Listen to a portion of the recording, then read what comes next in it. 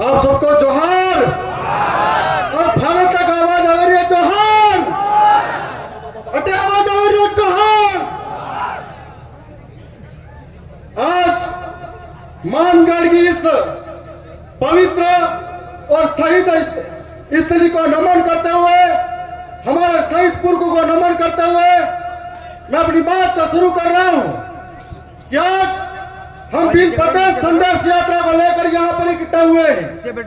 आज से कई सालों से अलग अलग हिस्सों से, गांव गांव से गणवीर यहाँ पर आ रहे हैं और ये मांग कोई नहीं, मांग नहीं है।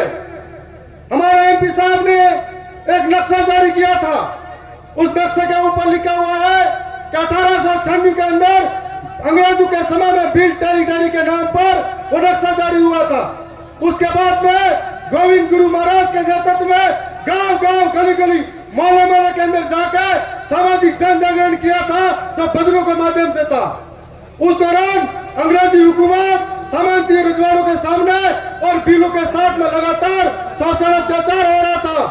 इसकी मुक्ति के लिए हमने भील टेरिटरी अलग स्टेट की मांग की थी। आज आजादी के बाद भी जब देश आजाद हो गया, लेकिन आदिवासी की स्थिति बदली नहीं है। आज भी आदिवासी विस्थापन की मार झेल रहा है। आज भी आदिवासी विकास के नाम पर विनाश हो रहा है। आज भी आदिवासी के साथ में अन्याय और शासन हो रहा है। मैं इसलिए कहना चाहता हूं कि पिछली बार मैं यहाँ पर नहीं था, राजस्थान की विधानसभा के अंदर था, और जब विधानसभा के अंदर था तब हमने यह बात रखी थी कि भील प्रदेश क्यों जरूरी है। वो बात रखी थी कि आज भील प्रदेश इसलिए जरूरी है कि कोई मध्य प्रदेश में हमारे ऊपर आकर मुद्दा नहीं। भील प्रदेश इसलिए जरूरी है कि कोई नीमक के अंदर हमको घसीट के मारा नहीं। भील प्रदेश इसलिए जरूरी है कि संविधान की किताब में कैद पड़ी 5वीं अनुसूची लागू हो। भील प्रदेश इसलिए जरूरी है कि हमारी बहन बेटी के साथ में अन्याय अत्याचार नहीं हो। भील प्रदेश इसलिए जरूरी है कि आज हमारा वन, आज जंगलों में रह रहे आदिवासी को उनके घरों को उजाला नहीं जाए। भील प्रदेश इसलिए जरूरी है कि हमारा जल हमको मिले। भील प्रदेश इसलिए जरूरी है कि हमारी सुरक्षा हो, हमारी संस्कृति बची रहे। और इस बात के लिए हमने सरकार के सामने लड़ाई। आज हमें संवैधानिक अधिकारों के लिए, इस मांग के लिए जयपुर में पहुंचाया गया है।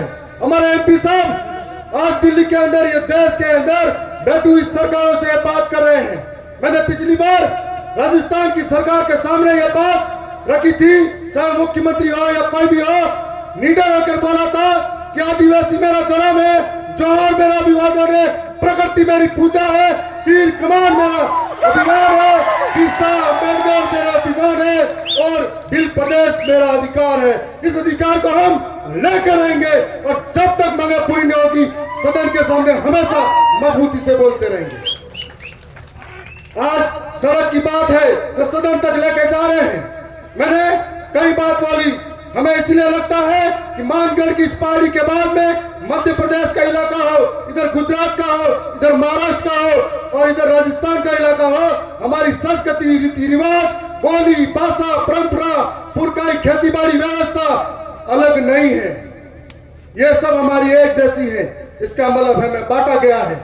और आने वाले समय में जिस दिन हमारे जीते हुए जनप्रतिनिधि अपने समाज के सर्टिफिकेट से अगर वहां जाते हैं और जिम्मेदारी को निभाते हैं, तो मध्य प्रदेश के जनप्रतिनिधि भोपाल के अंदर बोलेंगे और महाराष्ट्र के जनप्रतिनिधि मुंबई के अंदर बोलेंगे और या गुजरात के जनप्रतिनिधि गांधीनगर में बोलेंगे, राजस्थान के जयपुर में एक साथ बोलेंगे, तो भील प्रदेश का सपना दूर नहीं है। यदि राजस्थान की सरकार सच में आदिवासी हितैषी है और आदिवासी हितैषी है, तो गुजरात के अंदर बीजेपी की सरकार है, महाराष्ट्र के अंदर बीजेपी की सरकार है, मध्य प्रदेश के अंदर बीजेपी की सरकार है, राजस्थान में बीजेपी की सरकार है और दिल्ली में तुम्हारी डबल इंजन की सरकार है। यदि सच में आदिवासी के हितैषी हो तो हमारे भील प्रदेश के लिए आह्वान करो और भील प्रदेश हमें बड़ा कर दिया जाए। और यह भी कहना चाहूंगा कि हमारे कार्यक्रम के बाद में मुख्यमंत्री का कार्यक्रम फिर रहेगा।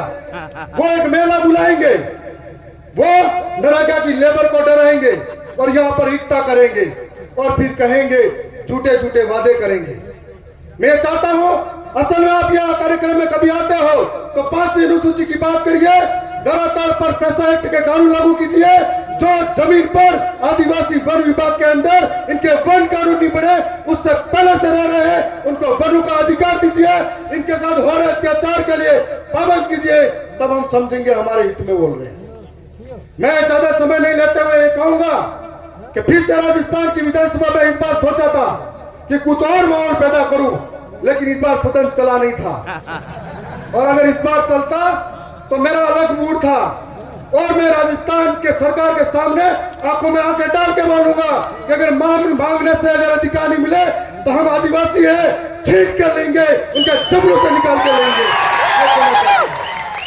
मैं पुनः अपनी वाणी को यहां विराम देता हूं, और राजस्थान की विधानसभा में जब भी सीटियां बजेगी तब भी बोलता रहूंगा। धन्यवाद।